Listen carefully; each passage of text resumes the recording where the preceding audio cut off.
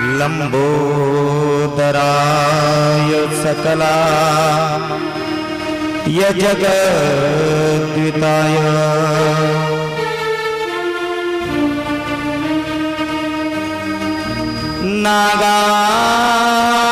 नागाननाय श्रुतय विभूषिताय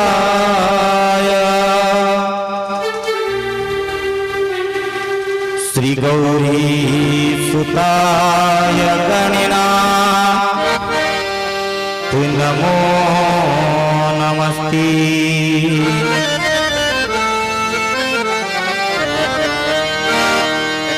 शुक्लां ब्रह्म विचार सार परिमा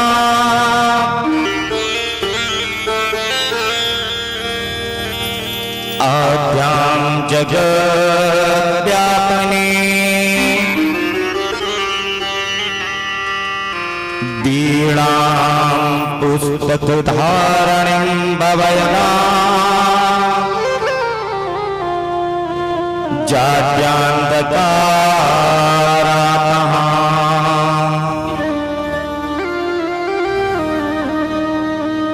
हस्ते स्फाटिकमालिकां विदधति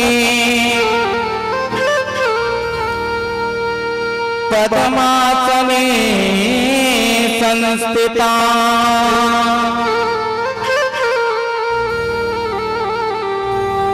वन्दितां परमेश्वरीं भगवतीं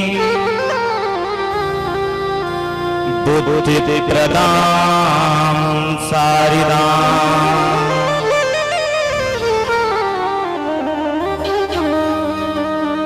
अखण्डमण्डलाकारं व्याप्तं येन चराचरम्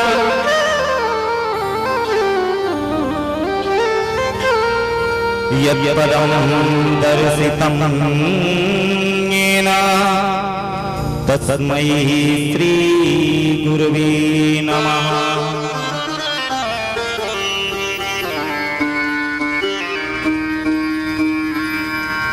अखण्डमण्डलाकारं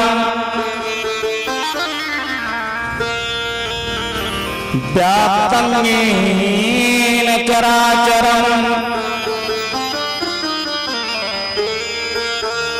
यत्पदं दर्शितं येन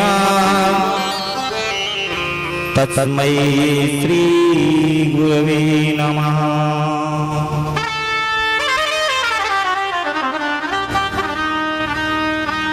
कांति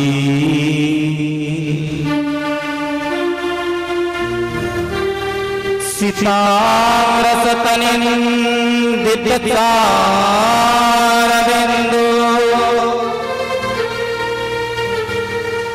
यत्रैकतो विलसिता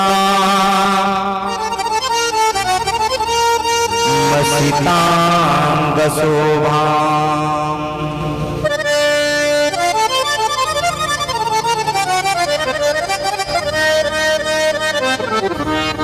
श्री वृंदावने विकृतया मुनिमानसंगम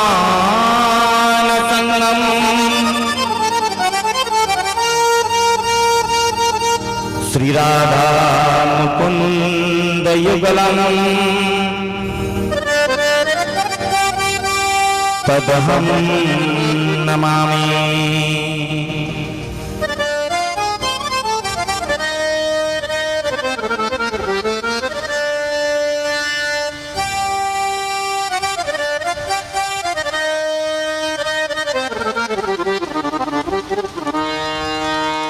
यं प्रव्रजन्तमनुपैतिमपैति कृत्यम् द्वैपायनो विरहता तरि आजुहव पुत्रेति तन्मयतया तरुरूपिणीदो तं सर्वभूतहृदयं मुनिमानतोऽस्मि।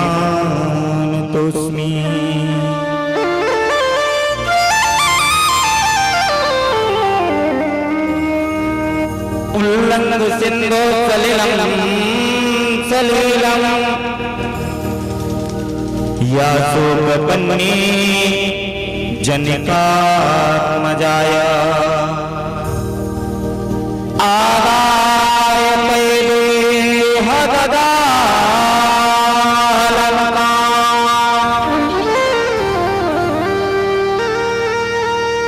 नमामि तं प्राज्वलितञ्जनया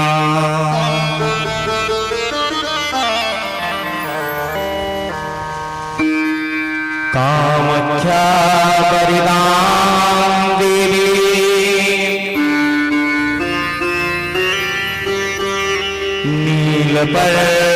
नीलपर्वतवासिनी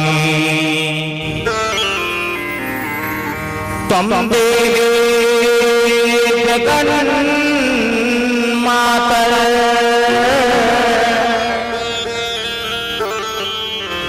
योनिमुद्रा नमोस्तुते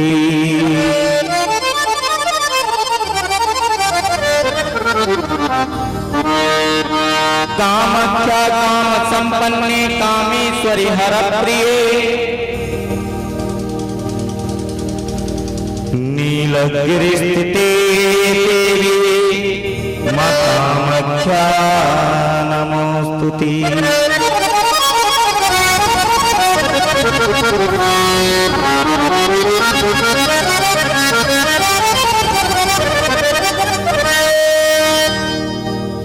भक्ति भगत भगवंत प्रभु चतुर नाम बपुए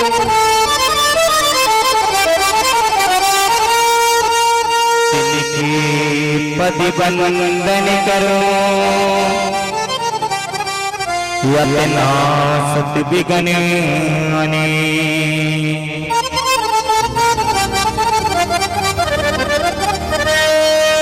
दादा मेरे स्वामिनी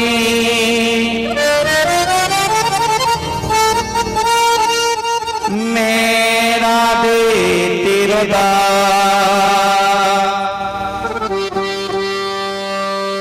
जन्म जन्म मुझ दीजियो ब्रज वृंदावन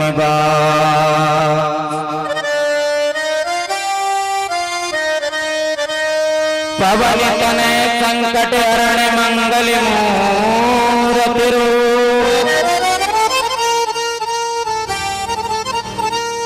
राम लखन सीता सहित हृदय बसों सुरभु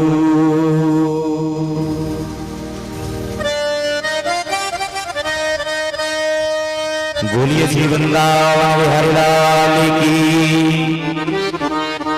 श्री राधा रानी सरकार के श्री गिरिराज महाराज की जय श्री हनुमान जी महाराज की जय शंकर भगवान की संत समाज की जय हो भक्त समाज की जय हो विप्र समाज की जय हो ग्राम समाज की जय हो जय जय श्री राधे जय जय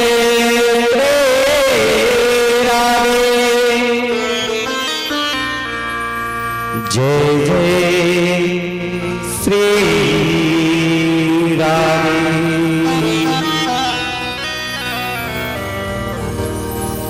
नमः पार्वती पतये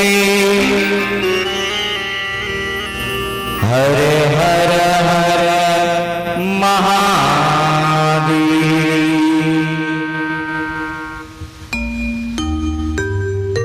परम अखंड अखिलेश्वर करुणा वरुणालय भक्त वांछा करो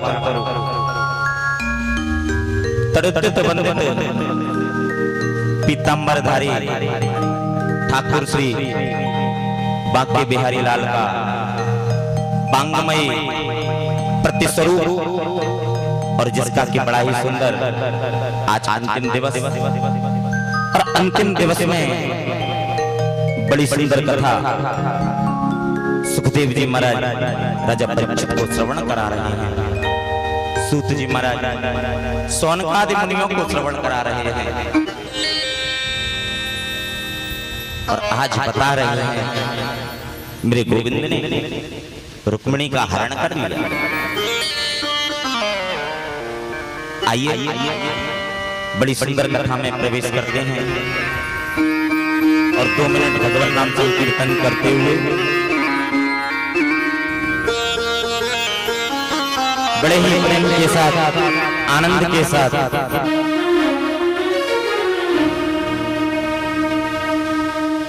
हमारो धनी राधा श्री राधा श्री राधा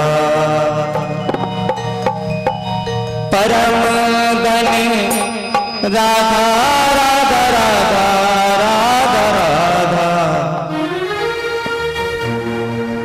परम धनी राधा राधा राधा राधा राधा हमारो धनी राधा श्री राधा श्री राधा हमारो धनी राधा श्री राधा श्री राधा हमारो धनी राधा श्री राधा श्री राधा हमारो धनी राधा श्री राधा श्री राधा जीवन धनी राधा राधा राधा राधा राधा जीवन धनी राधा राधा राधा राधा हमारो धनी राधा राधा राधा राधा राधा हमारो धनी राधा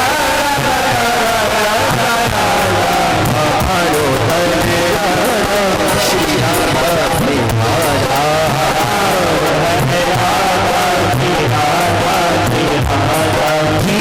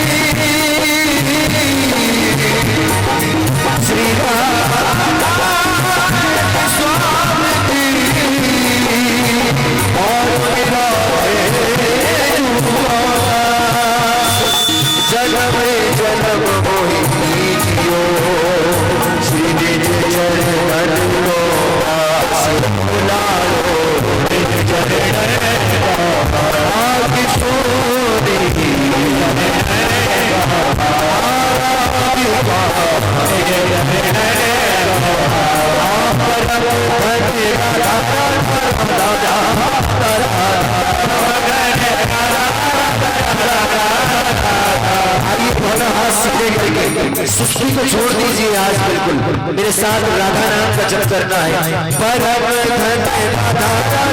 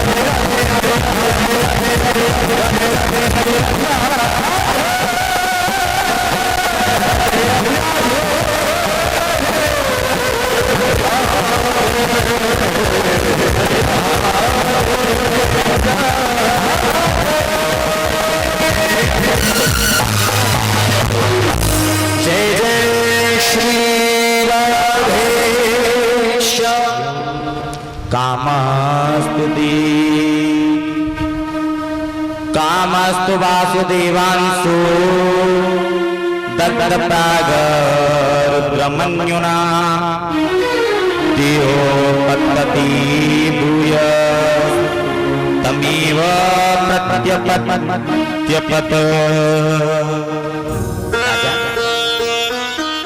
कल मेरे गोविंद का विवाह रुक्मिणी के साथ में हो गया। बड़ी धूमधाम के साथ विवाह संपन्न हुआ। गर्गाचार्य जी महाराज आए और उन्होंने बड़े प्रेम के साथ में पाणी ग्रहण संस्कार करवाया और धीरे धीरे मेरे गोविंद के यहाँ पुत्र का जन्म होता है। राजन, ये पुत्र कोई और नहीं, ये साक्षात कामदेव थे। जब इन्होंने भगवान शिव की तपस्या को भंग कर दिया था, शिव ने तीसरा नेत्र खोल दिया और जैसे ही भगवान शिव ने तीसरा नेत्र खोला, ये भस्म हो गए।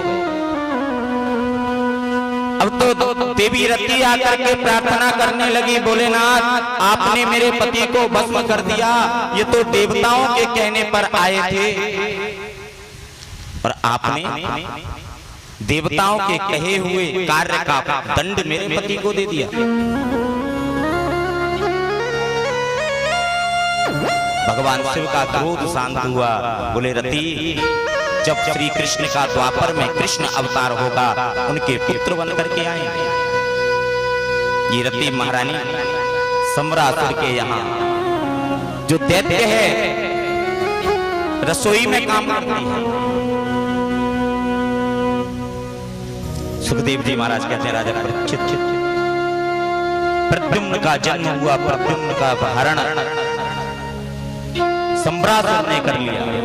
सम्रासुर ले जाकर के इनको समुद्र में फेंक देता है। समुद्र में मछली इनको निकल जाती है। मछली को पकड़ करके मछुआरा इन्हीं के राज्य में आ जाता है।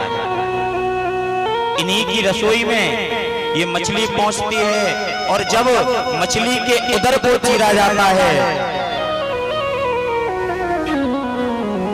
षष्ठी निजातमात्रम हतवान कलांबरा यस्येन देवकीरम्भ्यो प्रीत्यस्तोरतिरंगतः।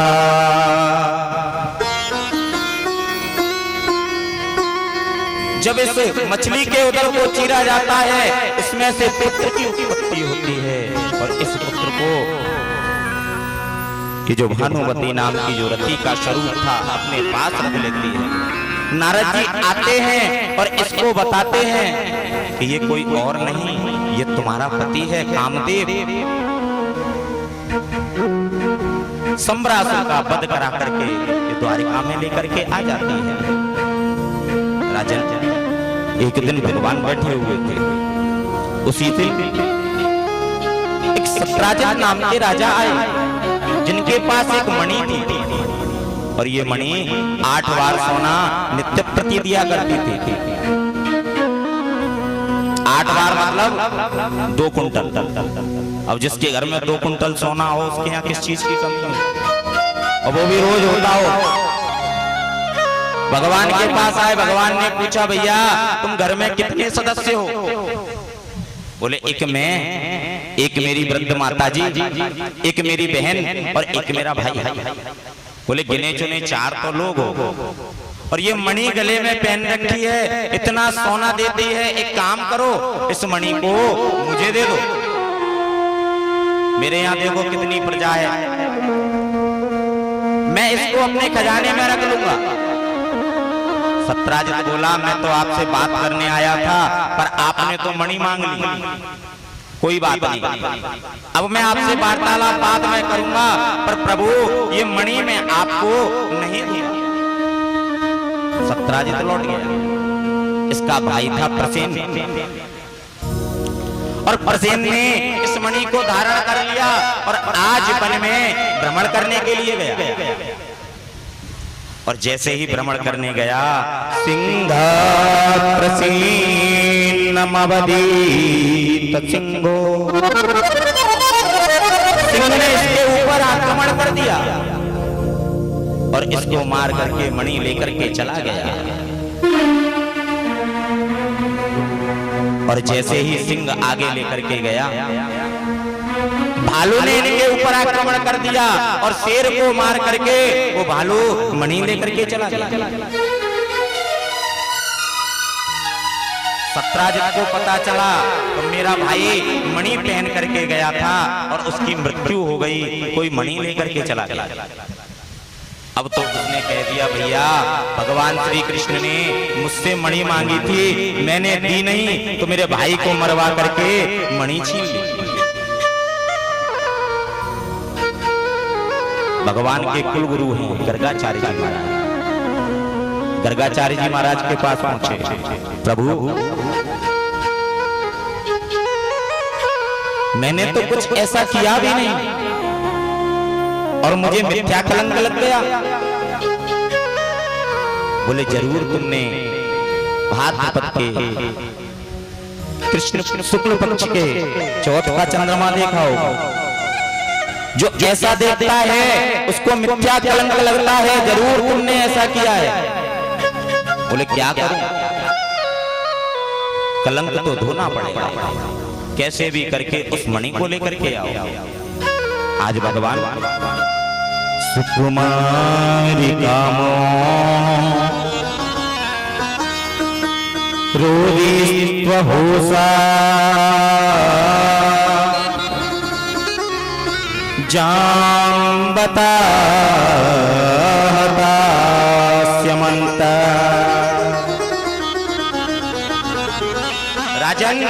आज मेरे गोविंद स्यमंतक नामक मणि को ढूंढने के लिए निकल जाते हैं और उस स्थान पर पहुंचते हैं जहां प्रसेन का मृत शरीर पड़ा हुआ था। मृत शरीर के पास से सिंह के पैरों के निशान थे। सिंह के पैरों के निशान के सहारे सहारे आगे चले तो सिंह मृत पड़ा हुआ था और उसके पास से भालू के पंजों के निशान थे। भालू के पंजों के निशान के सहारे सहारे जैसे ही स्रोत पर पहुंचे तो क्या देखते हैं, गुफा के अंदर एक छोटी सी कन्या उस मणि से खेल रही है। भगवान बोले, देवी ये मणि मुझको दे दो।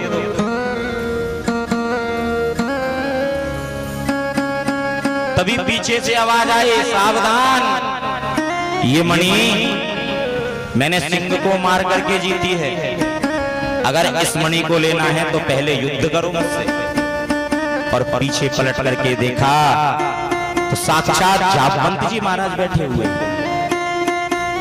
ये कोई और नहीं, ये भालू कोई और नहीं, ये साक्षात जामवंत हैं।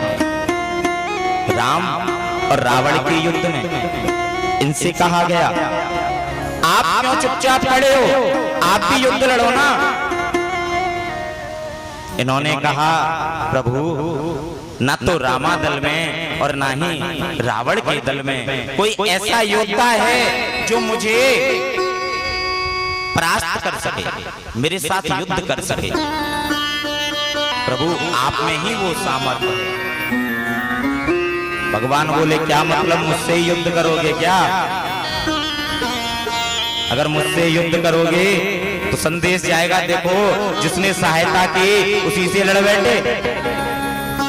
इस समय नहीं, आगे जब समय आएगा तब तुम्हारे युद्ध की जो इच्छा है उसको भी अवश्य पूर्ण करूंगा।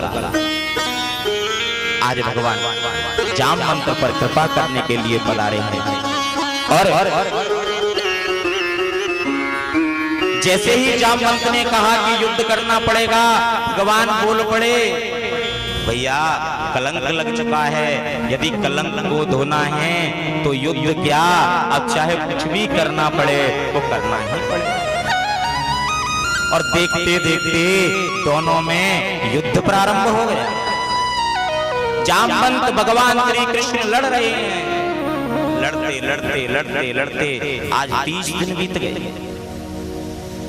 30 दिन बाद आज जामवंत जी हाथ जोड़ करके बोले, मुझे ऐसा लगता है कि आप मेरे रघुवर हो, यदि आप मेरे रघुवर हो तो आज मुझे दर्शन दीजिए, क्योंकि इस पृथ्वी पर मेरे रघुवर के सिवा कोई ऐसा पुरुष नहीं है जो मुझे युद्ध में परास्त कर सके। आप कौन हो, वास्तविक रूप में आइए।